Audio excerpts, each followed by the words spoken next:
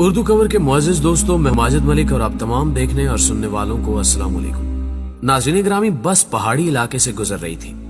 अचानक बिजली चमकी, बस के करीब आई और वापस चली गई। बस आगे बढ़ती रही। आध घंटे बाद बिजली दोबारा आई, बस के पिछले हिस्से की तरफ लपकी, लेकिन वापस चली गई। बस आगे बढ़ती रही। बिजली एक बार फिर आई और वो इस बार दाईं साइड पर हमला आवर हुई, लेकिन तीसरी बार भी वापस लौट गई। ड्राइवर समझदार था, उसने गाड़ी रोकी और ऊंची आवाज में बोला, भाइयों, बस में कोई गुनाहगार सवार है, ये बिजली उसे तलाश कर रही है। हमने अगर उसे न उतारा तो हम सब मारे जाएंगे। बस में सरासीमगी फैल गई और तमाम मुसाफिर एक दूसरे को शक की नजरों से देखने लगे। ड्राइवर ने मशवरा दिया, सामने पहाड़ के नीचे दरख्त है, हम तमाम एक एक करके उतरते हैं और उस दरख्त के नीचे खड़े हो जाते हैं। हम में से जो गुनाहगार होगा, बिजली उस पर गिर जाएगी और बाकी लोग बच जाएंगे। ये तजवीज काबिल अमल थी। तमाम मुसाफिरों ने इत्तेफाक किया। ड्राइवर सबसे पहले उतरा और दौड़कर दरख्त के नीचे खड़ा हो गया। बिजली आसमान पर चमकती रही, लेकिन वो ड्राइवर की तरफ नहीं आई। वो बस में वापस चला गया। दूसरा मुसाफिर उतरा और दरख्त के नीचे खड़ा हो गया। बिजली ने उसकी तरफ भी तवज्जो नहीं दी। तीसरा मुसाफिर भी साफ बच गया। यूं मुसाफिर आते रहे, दरख्त के नीचे खड़े होते रहे और वापस जाते रहे, यहां तक कि सिर्फ एक मुसाफिर बच गया। ये गंदा मजहूल सा मुसाफिर था। कंडक्टर ने उसे तरस खाकर बस में सवार कर लिया था। मुसाफिरों ने उसे बुरा भला कहना शुरू कर दिया। लोगों का कहना था कि हम तुम्हारी वजह से मौत के मुंह पर बैठे हैं, तुम फौरन बस से उतर जाओ। वो उससे उन गुनाहों की तफसील भी पूछ रहे थे जिनकी वजह से एक अजियतनाक मौत उसकी मुंतजिर थी। वो मुसाफिर उतरने के लिए तैयार नहीं था, लेकिन लोग उसे हर कीमत पर बस से उतारना चाहते थे। मुसाफिरों ने पहले उसे बुरा भला कहकर उतरने का हुक्म दिया, फिर उसे प्यार से समझाया और आखिर में घसीट कर उतारने लगे। वो कभी किसी सीट की पुष्ट पकड़ लेता था, कभी किसी राड के साथ लिपट जाता और कभी दरवाजे को जप्फा मार लेता, लेकिन लोग बाज ना आए। उन्होंने उसे जबरदस्ती घसीट कर उतार दिया। ड्राइवर ने बस चला दी। बस जो ही गुनाहगार से चंद मीटर आगे गई, धाड़ की आवाज आई, बिजली बस पर गिरी और तमाम मुसाफिर चंद लम्हों में जलकर भस्म हो गए। वो गुनहगार मुसाफिर 2 घंटों से मुसाफिरों की जान बचा रहा था। नाज़रीन ग्रामी, मुझे किसी साहब ने एक दिलचस्प वाकया सुनाया। वो तुर्की के रास्ते यूनान जाना चाहते थे। एजेंट उन्हें तुर्की ले गया। ये अजमेर शहर से दूसरे लोगों के साथ बर्फबारी का इंतजार करने लगे। सर्दियां यूरोप में दाखिले का बेहतरीन वक्त होता था। बर्फ की वजह से सिक्योरिटी एहलकार मोर्चों में दुबक जाते थे। बॉर्डर पर गश्त रुक जाता था और एजेंट लोगों को कश्तियों में सवार करते थे और उन्हें यूनान के किसी साहिल पर उतार देते थे। ये एजेंटों की आम प्रैक्टिस थी। उन साहब ने बताया कि हम तुर्की में एजेंट के डेरे पर पड़े थे। हमारे साथ गुजरांवाला का एक गंदा सा लड़का था। वो नहाता भी नहीं था और दांत भी साफ नहीं करता था। उससे खौफनाक बू आती थी। तमाम लोग उससे परहेज करते थे। हम लोग दिसंबर में कश्ती में सवार हुए। हम में से कोई शख्स उस लड़के को साथ नहीं ले जाना चाहता था। हमने उसे रोकने की कोशिश की, लेकिन वो रोना शुरू हो गया।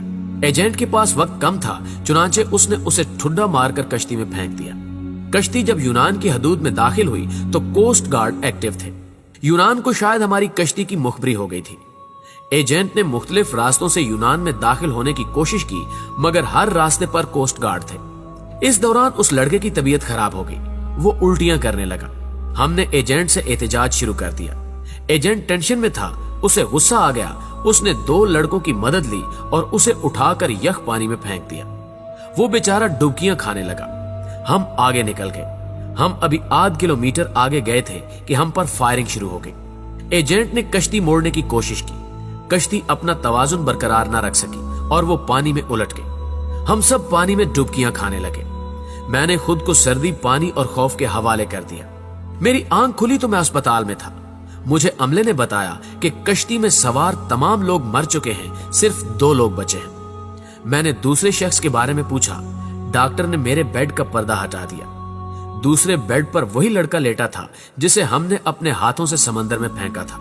समंदर की लहरें धकेलकर उसे साहिल तक ले आई थी। मुझे कोस्ट गार्ड ने बचा लिया था, जबकि बाकी लोग गोलियों का निशाना बन गए या फिर सर्दी से ठिठर कर मर चुके थे। मैं 15 दिन अस्पताल में रहा। मैं इस दौरान ये सोचता रहा कि मैं क्यों बच गया। मुझे कोई जवाब नहीं सूझता था। मैं जब अस्पताल से डिस्चार्ज हो रहा था, मुझे उस वक्त याद आया कि मैंने इस लड़के को लाइफ जैकेट पहनाई थी। एजेंट जब उसे पानी में फेंकने के लिए आ रहा था तो मैंने फौरन बाग से जैकेट निकालकर उसे पहना दी थी। ये वो नेकी थी जिसने मुझे बचा लिया।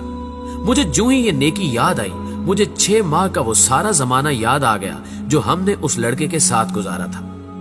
हम न सिर्फ तुर्की में उसकी वजह से बचते रहे थे, बल्कि वो जब तक हमारी कश्ती में मौजूद रहा, हम कोस्ट गार्ड से भी महफूज रहे, यख पानी से भी और मौत से भी महफूज रहे।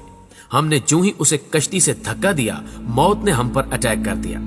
मैंने पुलिस से दरखास्त की कि मैं अपने साथी से मिलना चाहता हूँ। पुलिस एहलकारों ने बताया कि वो पुलिस वैन में तुम्हारा इंतजार कर रहा है। मैं गाड़ी में सवार हुआ और जाते ही उसे गले लगा लिया। मुझे उस वक्त उसके जिस्म से किसी किस्म की बू नहीं आ रही थी।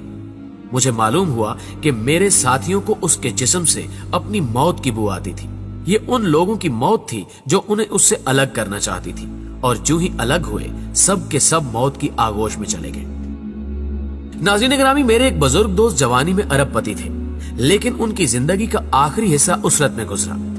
मुझे उन्होंने एक दिन अपनी कहानी सुनाई। उन्होंने बताया कि मेरे वालिद मिल में काम करते थे, गुजारा मुश्किल से होता था। उनका एक कजन माजूर था। कजन के वालिदैन फौत हो गए, उसके आगे पीछे कोई नहीं रहा। मेरे वालिद को तरस आ गया और वो उसे अपने घर ले आए। हम 5 बहन भाई थे। घर में गुर्बत थी और ऊपर से एक माजूर बच्चा सर पर आ गया। वालदा को वो अच्छे नहीं लगते थे। वो सारा दिन उन्हें कोसती रहती थी। हम भी वालदा की वजह से उनसे नफरत करते थे, लेकिन मेरे वालिद को उनसे मोहब्बत थी। वो उन्हें हाथ से खाना भी खिलाते थे और उनका बोल बराज भी साफ करते थे और उन्हें कपड़े भी पहनाते थे। अल्लाह का करना यह हुआ, हमारे हालात बदल गए। हमारे वालिद ने छोटी सी भट्टी लगाई। ये भट्टी कारखाना बनी और वो कारखाना कारखानों में तब्दील हो गया। हम अरबपति हो गए। 1980 की दहाई में हमारे वालिद फौत हो गए। वो चचा तरके में मुझे मिल गए। मैंने उन्हें चंद माह अपने घर रखा, लेकिन मैं जल्द ही तंग आ गया। मैंने उन्हें पागल खाने में दाखिल करा दिया और वो पागल खाने में रहकर इंतकाल कर गए। बस उनके इंतकाल की देर थी कि हमारा पूरा खानदान अर्श से फर्श पर आ गया। हमारी फैक्ट्रियां, हमारे घर और हमारी गाड़ियां, हर चीज नीलाम हो गई। हम रोटी के नवालों तक को तरसने लगे। हमें उस वक्त मालूम हुआ कि हमारे माजूर चचा हमारे रिज्क की जमानत थे। हम उनकी वजह से मोहल्लों में जिंदगी गुजार रहे थे। वो गए तो हमारी जमानत भी खत्म हो गई। हमारे महल हमसे रुखसत हो गए और हम सड़क पर आ गए।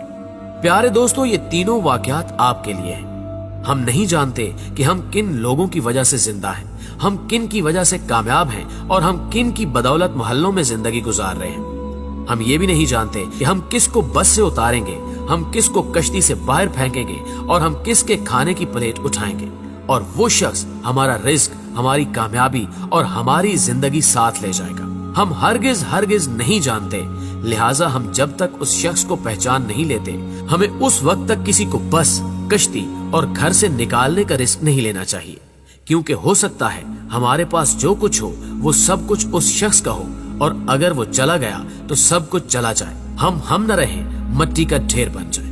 प्यारे दोस्तों, हमेशा की तरह मुझे उम्मीद है कि आज की ये वीडियो ना सिर्फ आपको पसंद आई होगी, बल्कि आपके इल्म में खातिर खा इजाफे का बायस भी बनी होगी।